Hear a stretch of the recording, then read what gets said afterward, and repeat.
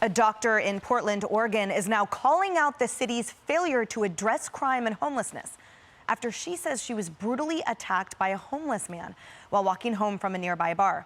Security cameras captured this horrific attack on video. It was just after 10:30 p.m. last Friday night. You can see this man viciously throw his metal water bottle directly at the woman. She was then hit in the face and immediately knocked unconscious. We have to warn you, the image of her after the attack is graphic. Now, that victim's name is Mary Costantino. She's a radiologist in the Portland area, and thankfully, she didn't suffer any life-threatening injuries. But it took police nearly 30 minutes to arrive on the scene, and her attacker is still at large. She's now blaming the Blue City's leaders for the slow response. It happened really fast, kind of out of nowhere.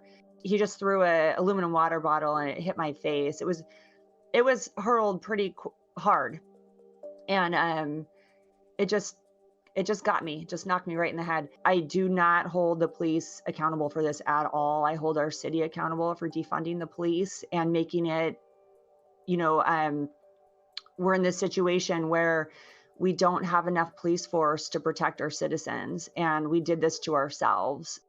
If we don't have police officers to come to the side of somebody who is under attack, then we're all on our own.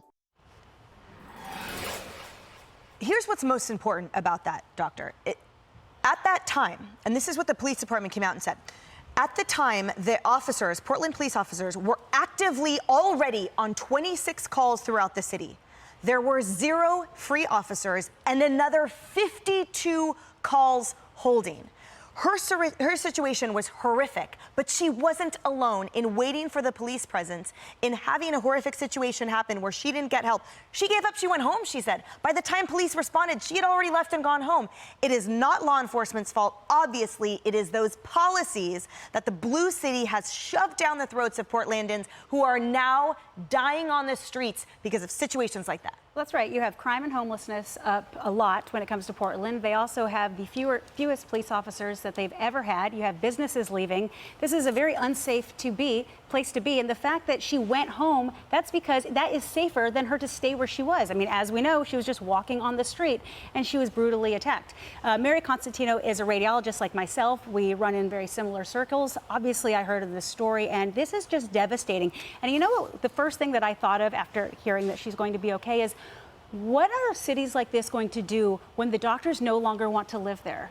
What about the people who can't afford to move out of these cities that are completely overrun without any law and order? They're not going to have doctors. They're not going to have first responders. There's going to be no one to take care of these people, and it will turn into a complete area of chaos and no one to help.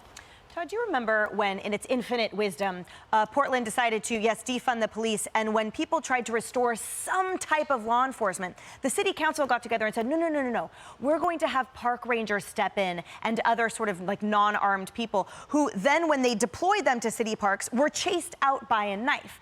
No matter what, they double down to the detriment of the citizens who are now crying out for help, and to the police chief now that says, yeah, we're trying to restore all of those things that we disbanded, all of those units. Good luck, because to your point, no one's going to want to live there. No one does want to live there. And it begs the question, when does this reach the critical mass that Democrats and the far left that are leading these policies down the road of ruin are voted out of office? The woman that we just heard from, the doctor, said she's no longer going to vote Democrat. She is going to vote Republican. Okay, that's one. But I guarantee 2024, the Wednesday after the election in November, we're going to be talking about how Portland went to the Democrats. So when is that point? Is it 2026, 2028? Is it next decade? When is that point when the Democrats that are propagating these policies that are leading to the scenes that we see are gone? I don't see it happening anytime soon. Can you name a city that it's changing in? San Francisco? Nope. New York? Nope. DC? The list goes on and on. Other than Chesapeake. Yeah, right. Yeah. And slight victory. What's interesting too is, that it's sort of like these abscesses, right, Shannon? So to Todd's point, like the cities themselves are not changing, like Seattle, San Francisco, Portland, et cetera. But as bleeding out, leaving, fleeing are rational-minded people and business incentivized policies. So the cities themselves are becoming worse and worse and worse. But right outside of it, like where my dad lives, outside of Portland, he lives next to a law enforcement owned and operated farm as well. All of them, like, they have correct policies. They know exactly what they're trying to do. They're working hard to put food on the table. But the problem is, so too is the crime bleeding out.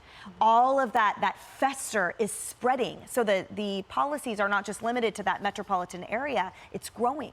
Yeah, and to Todd's point about the elections, we think about Chicago. That's a place that every weekend we can do a deep dive on the numerous shootings and the trouble that is there, the violence that is there. And yet they got rid of their mayor, Lori Lightfoot, that they didn't like. And by most accounts, the gentleman they elected is even more progressive. Yep. So you wonder where the disconnect is with voters. And Doctor, you make such a good point. If the people who are the responsible citizens of that city, that town, want to stay there, want to, serve that community, and yet they don't feel safe, they're going to leave. Chicago businesses, major businesses have relocated and have left as well. So then you wonder, well, what's left there? People who are struggling, people don't have options or the money or the resources to leave. They stick around. I was so glad that this doctor said, I do not blame the police. I think that was such an important point, because over and over again, we see places where there is trouble staffing, and it's not just the funding, it's the recruiting. Because how do you recruit someone to say, we need you to come here and risk your life for not a lot of money, and the community hates you? I mean, really tough. I saved you for last, Kayleigh, because your former boss had warnings about this. And what happened then? That's right. This lady waited nearly 30 minutes, 28 in total, and the average in Portland is 23.7 minutes. So she basically waited the average. It reminded me of a commercial from the Trump campaign where it was this woman calling. There was an intruder in her house. She called the police. The police didn't answer. And it also reminded me of another fact check. We're fact checking all day. Fact check from CNN this time. They woke up that time and fact checked Trump's dishonest 911 ad fear mongers about Biden. Here's the ad. The ad released Monday, the latest in a series of similarly fear-mongering ads from the Trump campaign, suggests, this is the part, that a Biden presidency would result in 911 calls from senior citizens going unanswered. This woman wasn't a senior citizen, but she sure was an innocent civilian whose 911 call went unanswered because she left before the police arrived. So fact check, false, CNN. And remember those 52 waiting calls? How many of them were senior citizens? To that point, you know what a 2024 campaign ad should be? That headline, Kayleigh, next to a photo of that poor doctor's face, because that's Biden's America. Hey everyone, I'm Emily Campagno. Catch me and my co-hosts Harris Faulkner and Kayleigh McEnany on Outnumbered every weekday at 12 p.m. Eastern, or set your DVR. Also, don't forget to subscribe to the Fox News YouTube page for daily highlights.